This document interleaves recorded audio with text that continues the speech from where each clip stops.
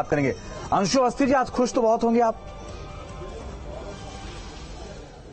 देखिए, कोई खुश होने वाली बात नहीं है। ये जरूर जो हिंसा हुई है ये चिंता की बात है, लेकिन यहाँ पर यह भी दिखता है कि सरकार किस तरीके से जिद पर उतारू है कि किसानों के बीच में किस तरीके से इस तरीके के हिंसक लोग घुसे, और ये पूरी तरीके से सरकार का, पुलिस का, लॉ एंड ऑर्डर का फेल्योर है। और यहाँ पर साथ साथ में अभी तक देश के गृह मंत्री का कोई बयान ना आना, प्रधानमंत्री का कोई बयान ना आना बहुत ही दुर्भाग्यपूर्ण है कि सरकार अपनी लापरवाही, अपनी जिम्मेदारी से भाग रही है। आखिर ये कौन से लोग थे? भारतीय जनता पार्टी ने कौन से गुंडों को इसमें घुसेड़ा था? किसानों के आंदोलन को बदनाम करने की कोशिश क्यों? मुझे एक बात बताइए, आप पहले कह रहे थे इनको परमिशन मिलनी चाहिए, परमिशन मिल गई तो तांडव मचाने लगे, तो इसमें भी आप कह रहे हैं, इसमें भी आप कह रहे हैं साजिश है। सीधे तौर पे ये भारतीय जनता पार्टी की और उनसे जुड़े संगठनों की साजिश है। मैं तो कह रहा हूं, अडानी और अंबानी के लिए कितना नीचे गिरेगी भारतीय जनता पार्टी, ये देश देख रहा है, समझ रहा है इस बात को।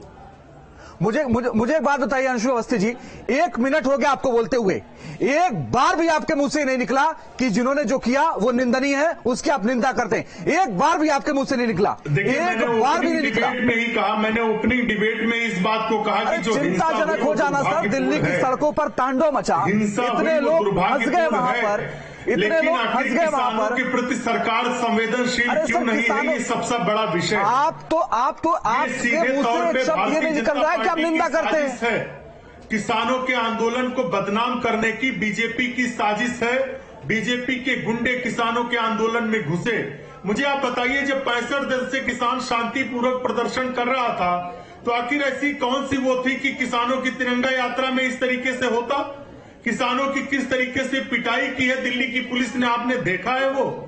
ये जो हुआ दुर्भाग्यपूर्ण है, इसमें कोई दो राय नहीं। सरकार और दिल्ली पुलिस का फेल्योर है, कानून व्यवस्था का। मुझे एक बात बताइए, पहले आप कह रहे थे कि नहीं इनको परमिशन दे दीजिए, दिल्ली पुलिस परमिशन नहीं दे रही है। अब आप ये कह रहे हैं, नहीं ये तो साजिश है। मनोज मिश्रा जी, आप बताइए, साजिश थी क्या? ये आपकी साजिश है क्या, जो बात कांग्रेस कह रही है? बोलिए मनोज जी।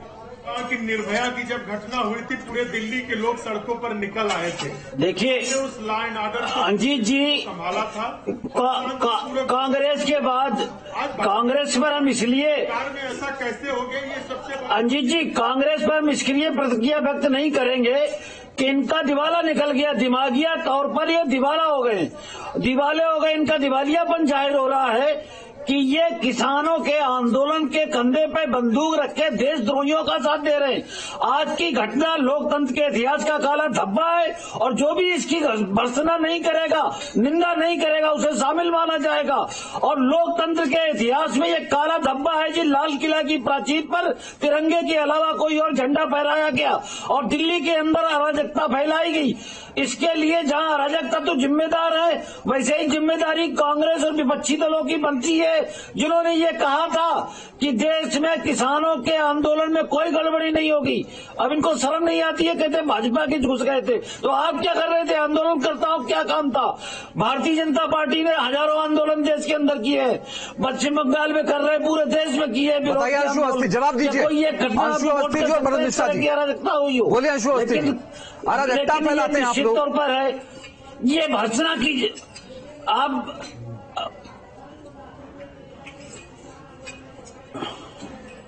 बोलिए अंशु अवस्थी जी, अराजकता फैलाते हैं नहीं गिना सकते, एक घटना आंदोलन के दौरान नहीं गिना सकते। मनोज मिश्रा जी, ये भर्त्सना नहीं कर सकते क्योंकि इनके मानसिक दिवालिया हो गई है। ये मानसिक तौर पर दिवालिया हो गई। बड़ी सरकार बनाई थी वो सिर्फ इसलिए कि वो सिर्फ किसानों को बदनाम करे। आपकी सरकार पिछले 65 दिनों से सरकार लगातार किसानों को बदनाम करने की साजिश कर रही है। आज बीजेपी सरकार का चरित्र और चेहरा उजागर हो गया। रॉबर्ट वाड्रा को माफी मांगनी चाहिए। प्रियंका गांधी के लिए बनी थी आपकी सरकार, करने की कोशिश शुरुआत से हो रही है। रॉबर्ट वाड्रा और प्रियंका गांधी के लिए बनी थी। खुश महसूस कर रही है आपकी सरकार प्रियंका वाड्रा और प्रियंका वाड्रा और रॉबर्ट वाड्रा के लिए बनी थी, उनके हितरक्षकों के लिए बनी थी।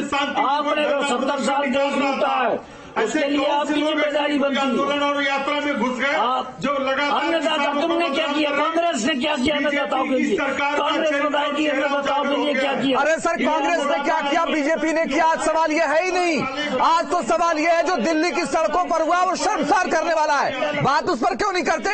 उस पर बात क्यों नहीं करते? आप लोगों को शर्म आती है बात करने में उस पर? आज जो दिल्ली की सड़कों पर हुआ, बोलिए ना अंशु अवस्थी जी, अराजकता फैलाएंगे आप लोग, बोलिए मनोज मिश्रा जी।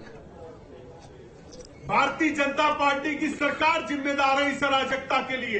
ये अराजकता को बढ़ावा दे रहे हैं, ये देशद्रोही है, ये देशद्रोही है, देशभक्त नहीं कर सकते इन्हें।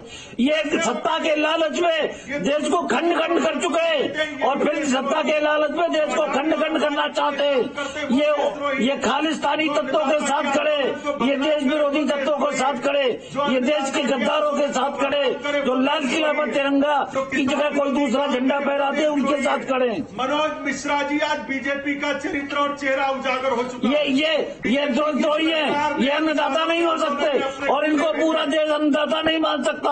अरे वोट की राजनीति की भी एक सीमा होती है, उससे ऊपर निकल के रहो। वोट की राजनीति की एक सीमा होती है कांग्रेस के मित्रों, उससे बाहर रहो, क्योंकि तुम्हारा हालत इसलिए खराब हो गया। क्यों नहीं गृह मंत्री देशद्रोह की ये जो आज का कृत्य है, देशद्रोह की श्रेणी में आता, अराजकता की श्रेणी में आता, गद्दारी की श्रेणी में आता, लोकतंत्र के ऊपर हमले की श्रेणी में आता है। चरित्र और चेहरा, ये लोकतंत्र के ऊपर हमला है और कांग्रेस इस हमले का समर्थन कर रही है। ये देश की सत्ता के लोग हमला है, ये नौबत नहीं आते। ये संवेदनशीलता के लोग नहीं है, ये असामाजिक तत्व है, ये असामाजिक तत्व है, संवेदनशील नहीं है, ये किसानों के आंदोलन को कमजोर कर रही भाजपा सरकार। अभी भी कांग्रेस पार्टी अनुरोध करती है कि काले कानूनों को वापस ये असामाजिक पहले जाकर उनको समझाओ, अंशु अवस्थी जी, पहले जाकर उनको समझाओ जो दिल्ली की सड़कों पर तांडव कर रहे थे, उनको जाके पहले समझाओ, कहो कि उनकी निंदा करते हैं आप कहिए उनकी निंदा करते हैं आप। आपके मुंह से 2 बार निकला उनकी निंदा करते हैं, उसकी सभी निंदा करते हैं। कौन थे वो लोग? कौन थे वो लोग जो लाल किला परिसर में घुसे? कौन थे वो लोग? कौन थे वो लोग? बीजेपी के देखिए, लाल किला आज से पहले ही बीजेपी सरकार ने अडानी और अंबानी को बेच दिया, उसकी चर्चा क्यों उठाते हैं? ये सर्जिकल स्ट्राइक पर प्रश्न उठाते हैं। जिस लाल किला को बेचने का काम बीजेपी की सरकार ने किया, तब कोई निंदा नहीं हुई, तब उस पर चर्चा क्यों नहीं हुई?